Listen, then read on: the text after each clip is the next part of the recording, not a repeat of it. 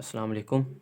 इस वीडियो में हम कैलकुलस एंड एनालिटिकल ज्योमेट्री का लेक्चर नंबर 25 डिस्कस करेंगे, जिसका हमारे पास टॉपिक है इंटीग्रेशन। सबसे पहले हमारे पास डेफिनेशन है, a function capital F is called anti derivative of a function f, ये small f, on a given interval if f prime of x is equal to f of x for all x in interval. यानी हमारे पास एक function F जो है वो anti derivative कहलाएगा, ये capital में स्मॉल एफ का, अगर ये कंडीशन होल्ड करती है। ठीक है, हमारे पास एग्जांपल है f of x is equal to x square है। ठीक है, वो कहता है कि ये दोनों जो हैं ये इस फंक्शन के एंटी डेरिवेटिव्स हैं। ठीक है, एंटी डेरिवेटिव फाइंड करने का जो प्रोसेस है उसको हम इंटीग्रेशन कहते हैं। ठीक है, इंटीग्रेशन को हम ऐसे लिख सकते हैं, ये इंटेग्रल का साइन है। ठीक है, f of x d x, इसमें एफ ऑफ एक्स जो है ये साइन जो है ये इंटेग्रल का साइन है, और एफ ऑफ एक्स क्या है, इंटेग्रैंड है, यानी जिसकी हमने इंटीग्रेशन करनी है।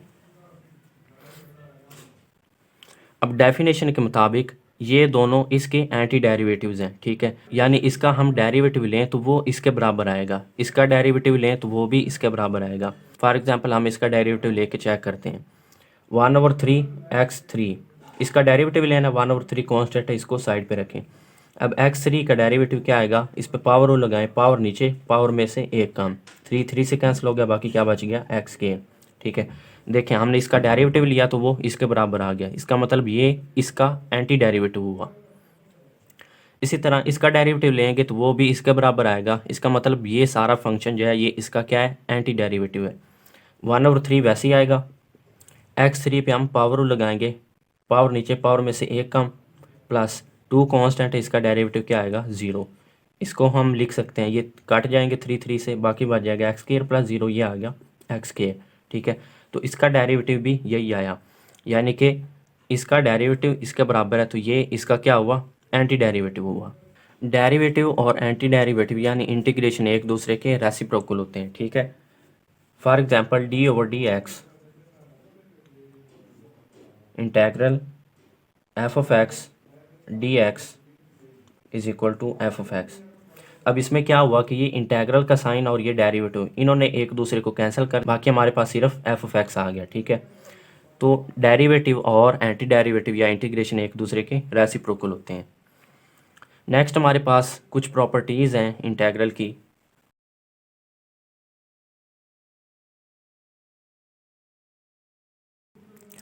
सबसे पहले हमारे पास है integral c f of x d x is equal to, यानी सी यहाँ पे कांस्टेंट है, तो इंटेग्रल की प्रॉपर्टी है कि सी को यानी कांस्टेंट को हम इंटेग्रल के बाहर लिख सकते हैं। इसी तरह अगर दो फंक्शंस ऐड हो रहे हैं, ठीक है, तो हम क्या कर सकते हैं, दोनों को अलग-अलग इंटेग्रल के साथ लिख सकते हैं। इसी तरह अगर दो फंक्शंस माइनस हो रहे हैं तो हम इंटेग्रल के साथ दोनों फंक्शंस को अलग-अलग माइनस के साथ लिख सकते हैं। जैसे हमने डेरिवेटिव फाइंड करने के लिए कुछ रूल्स पढ़े थे, जैसे power rule, product rule, quotient rule वगैरह। ठीक है, तो इंटीग्रेशन फाइंड करने के लिए भी हमारे पास दो तरह के रूल्स होते हैं। ठीक है, पहला है कि हमारे पास कोई फंक्शन हो, साथ उसका डेरिवेटिव पड़ा हो, तो फंक्शन की पावर में हम एक ऐड करते हैं और उसी पे डिवाइड कर देते हैं। ठीक है, फॉर एग्जांपल यहाँ पे हमारे पास इंटेग्रल एक्स के डी एक्स गिवन है, इसमें हमारे पास एक्स जो है वो एक फंक्शन है। ठीक है, अब x का डेरिवेटिव क्या है, 1 है। ठीक है, यहाँ पे हम 1 से मल्टीप्लाई कर दें तो कोई फ़र्क नहीं पड़ेगा। अब ये फंक्शन है, साथ उसका डेरिवेटिव पड़ा है। ठीक है, तो हम क्या करेंगे, फंक्शन की पावर में एक ऐड कर देंगे और उसी पे डिवाइड कर देंगे। फंक्शन की पावर क्या है, 2, उसमें एक ऐड कर दिया और उसी पे डिवाइड कर दिया, 2+1 नीचे डिवाइड भी कर दिया। अब ये क्या आ जाएगा, x की पावर 3/3। ठीक है, तो इसका डेरिवेटिव ये आ गया। ठीक है, पहला रूल क्या है कि एक फंक्शन हो, साथ उसका डेरिवेटिव पड़ा हो, तो हम क्या करते हैं, फंक्शन की पावर में एक ऐड करते हैं, उसी पे डिवाइड कर देते हैं। दूसरा रूल हमारे पास है कि नीचे फंक्शन हो, ऊपर उसका डेरिवेटिव पड़ा हो, तो हम नेचुरल लॉ के साथ फंक्शन को लिख सकते हैं। ठीक है, फॉर एग्जांपल यहाँ पे फंक्शन x है। ठीक है, ऊपर इसका डेरिवेटिव बटे के ऊपर, यानी इसका डेरिवेटिव पड़ा है 1। ठीक है, ये फंक्शन है, ये उसका डेरिवेटिव पड़ा है ऊपर बटे के। ठीक है, तो हम क्या करेंगे, ln के साथ यानी नेचुरल लॉग के साथ फंक्शन लिख सकते हैं। ठीक है, तो ये दो रूल आपने याद रखने जब भी आपने इंटीग्रेशन फाइंड करनी हो। नेक्स्ट हम कुछ एग्जांपल्स देखते हैं, उसमें हम इंटीग्रेशन फाइंड करेंगे मुख्तलिफ फंक्शंस की। हमारे पास है इंटेग्रल 4 cos x dx। ठीक है, तो इस पे सबसे पहले तो हम एक प्रॉपर्टी लगाएंगे जो अभी हमने पढ़ी है कि कांस्टेंट को हम इंटीग्रल के बाहर लिख सकते हैं। ठीक है, यहाँ पे 4 कांस्टेंट है, इसको हमने इंटीग्रल के बाहर लिख लिया। अब 4 वैसे ही आ गया। अब cos x का हमारे पास cos x की इंटीग्रेशन हमारे पास क्या आएगी, sin x। अब ये कैसे पता चला, अभी पहले मैंने बताया है कि डेरिवेटिव और एंटी डेरिवेटिव या इंटीग्रेशन एक दूसरे के रेसिप्रोकल होते हैं। ठीक है, साइन का डेरिवेटिव होता है कॉज की इंटीग्रेशन क्या होगी, साइन। ठीक है, ये इधर मैं टेबल बना देता हूँ एक। देखें, साइन का डेरिवेटिव क्या होता है, कॉज, तो कॉज की इंटीग्रेशन क्या होगी, साइन। इसी तरह कॉज का डेरिवेटिव होता है माइनस साइन, तो माइनस साइन की इंटीग्रेशन क्या होगी, कॉज। टेन एक्स का डेरिवेटिव होता है सीकंड स्केयर एक्स, तो सीकंड स्केयर एक्स की इंटीग्रेशन क्या होगी, टेन एक्स। ठीक है, यानी कि ये डेरिवेटिव है, जो डेरिवेटिव आया है उसकी इंटीग्रेशन वापस वही होगी। ठीक है, साइन साइन का डेरिवेटिव कॉज है, तो कॉज की इंटीग्रेशन साइन होगी। ठीक है, टेन का डेरिवेटिव सीकंड स्केयर है, तो सीकंड स्केयर की इंटीग्रेशन टेन होगी। ठीक है, तो यहाँ पे कॉज एक्स है। ठीक है, तो इसकी इंटीग्रेशन क्या होगी, साइन एक्स।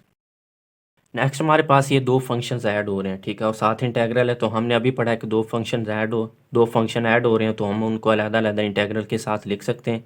इंटीग्रेशन एक्स के D x plus integral x d x. ठीक है, दोनों फंक्शंस को इंटेग्रल के साथ अलग-अलग हमने ऐड कर दिया।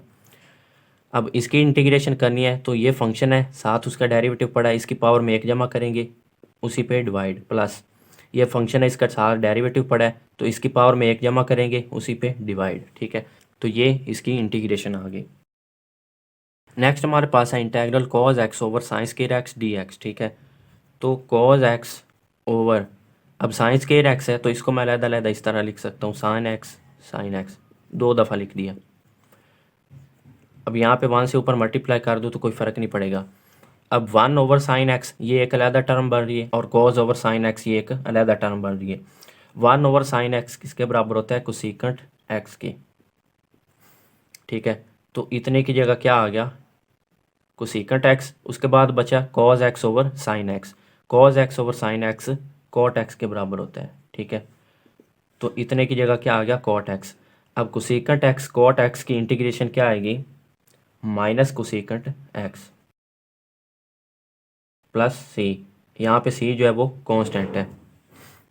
अब देखें, कोसेकेंट एक्स का डेरिवेटिव होता है minus cosecant x cot x. ठीक है, तो कोसेकेंट एक्स कॉट एक्स की इंटीग्रेशन क्या होगी, माइनस कोसेकेंट एक्स। ठीक है, तो इंटीग्रेशन फाइंड करने के लिए आपने दो रूल याद रखने, एक फंक्शन साथ उसका डेरिवेटिव, तो फंक्शन की पावर में एक जमा, उसी पे डिवाइड, और दूसरा है नीचे फंक्शन ऊपर डेरिवेटिव, तो नेचुरल लॉ के साथ फंक्शन।